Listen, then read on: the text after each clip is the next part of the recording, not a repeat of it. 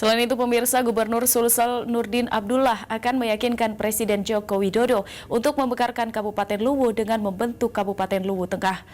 Nurdin menyebut pemekaran Luwu dilakukan untuk memberi kemudahan pelayanan ke masyarakat yang selama ini masih sangat susah.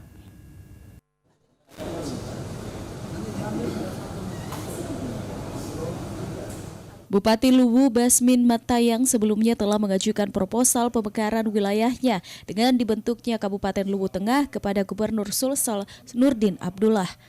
Proposal ini sendiri disambut baik Nurdin Abdullah dan akan meneruskannya ke Presiden Joko Widodo.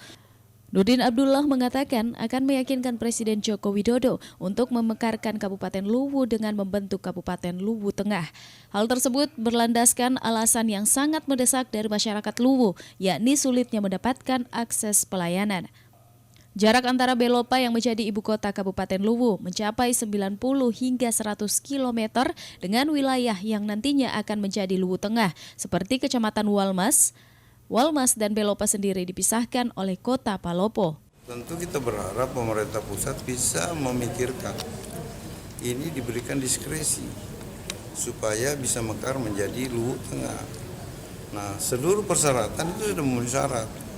Karena di Walmas itu ada 6 kecamatan kan. Nah, syaratnya itu. Dan saya pikir kalau ini kita mekarkan, maka pelayanan sudah bisa dipersiapkan dengan baik di sana, masyarakat tidak bisa terlayani dengan cepat.